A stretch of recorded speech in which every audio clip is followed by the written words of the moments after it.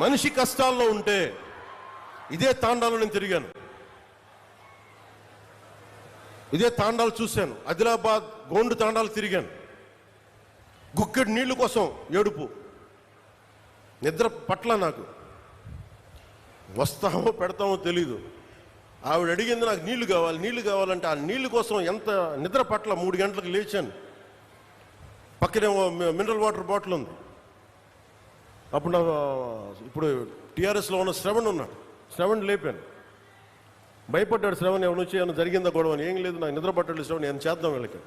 అప్పటికప్పుడు కూర్చోబెట్టి మళ్ళీ తాండాలకి వెళ్ళి వాళ్ళకి ఒక బోరింగ్ వేయించి వాళ్ళకి.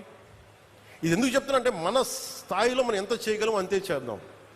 ఆ రోజున ఒక చిన్నపాటి కుగ్రామానికి నా సొంత నిధులతో కొంతమంది స్నేహితుల సహకారంతో ఒక బోర్ వేస్తే నీళ్లు తేగలిగాం.